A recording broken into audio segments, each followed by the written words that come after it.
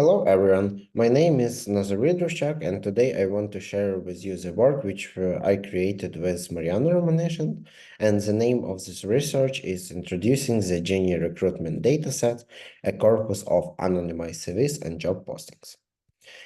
Before start telling you about our research, I also want to tell a big thanks to the Djinni team who provided us this crucial datasets and also give us a chance to share this with you. Also, you can find the link to their website where you can find more information what they're doing. So, what's our agenda for today? I want to introduce you this datasets, tell why we do this, also tell you about how we filter this datasets and some statistics of them, provide some insights from this dataset, and also tell you some limitations of these datasets and intended use, how you can use it. So let's jump into the first part.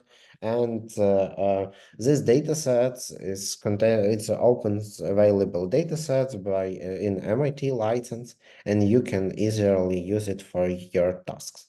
It contains two parts: the job descriptions, which have over 150,000 of the records, and the candidate's profile, which is near 230,000.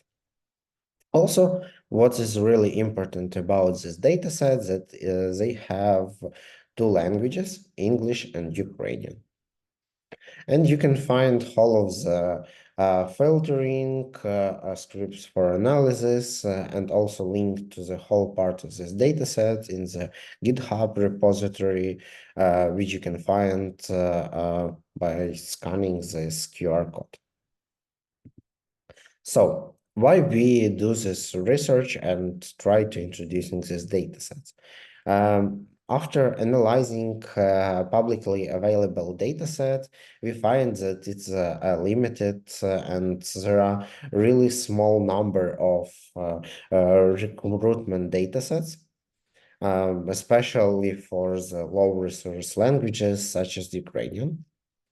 Also, what is interesting that the publicly available datasets in recruitment domain contains job description or candidate profile, but we cannot find the datasets which contain both of them from one resources and from one timestamp, which is can be crucial for your research. Also, this dataset contains the anonymized candidate's profile, and it's easily to use it for some responsible AI practice. And you can use it for the benchmarking your system to evaluate how fair your system is in a hiring scenario, or more if you define it.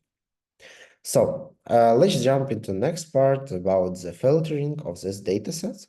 And in this slide, you can find our flow, how we did this filtering.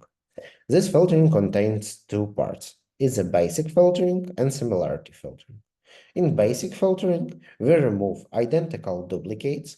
Also, we remove some outliers. What we mean for the outliers is the text is really short. For example, contains two words or something like that. Why we do this? It's due to the natures of the data, that it's noisy user generated and it's not really useful for NLP tasks. So, and the next part was filter by languages to define our main groups, English and Ukrainian, and it's help us also to split it into two parts, to have the English and Ukrainian like records. And the last part, what we did some embedding filtering. Why we do this? Because if the CV or job descriptions is have the change for one word or something like that, it's not really useful to have both of them, and we can have only one.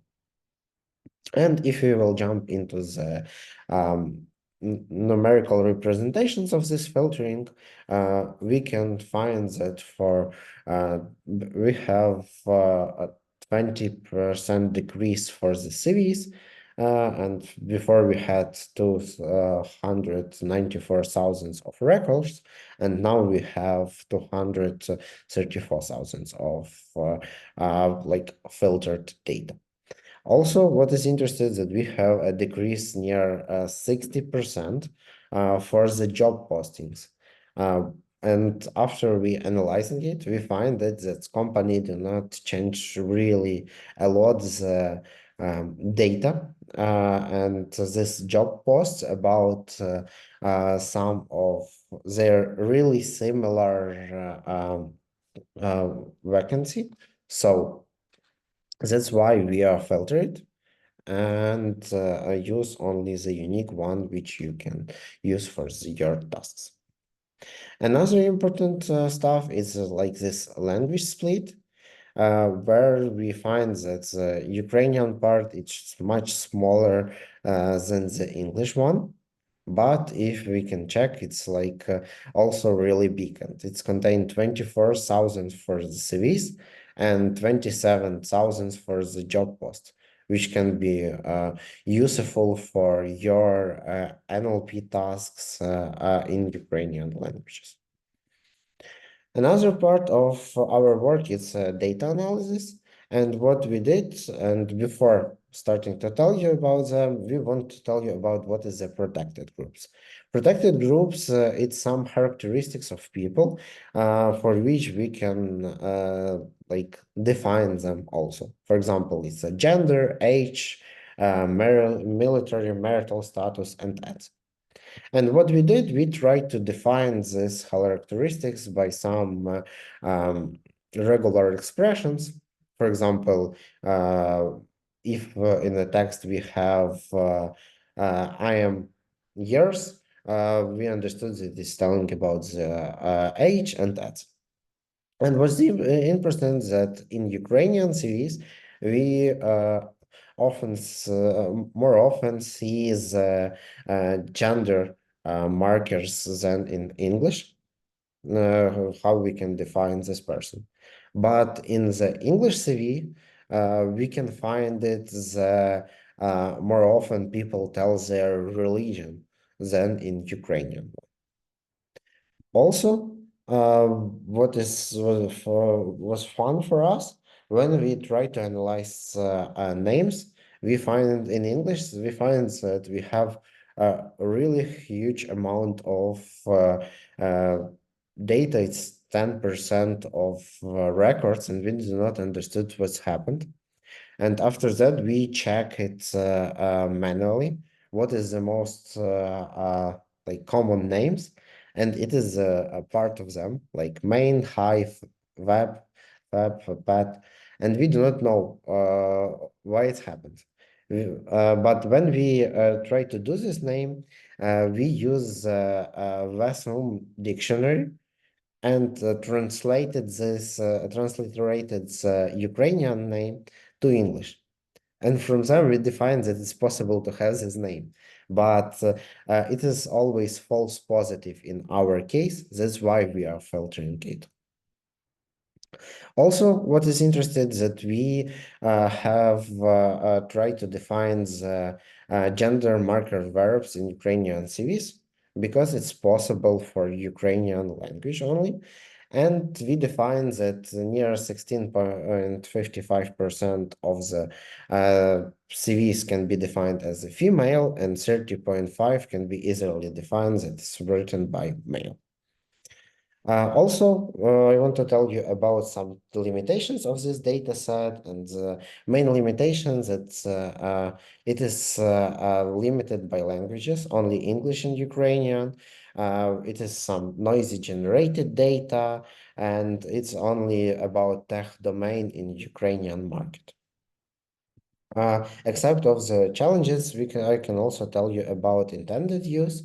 And for the intended use, I can tell that you can use this data set for some recommender systems or create an advanced semantic search in a recruitment domain. You can use this data set for the domain-specific LLMs for both in English and Ukraine, or creating some benchmarking of your AI-assisted hiring system. If you want to find something more, you can check our paper. And yes, that's all from my side.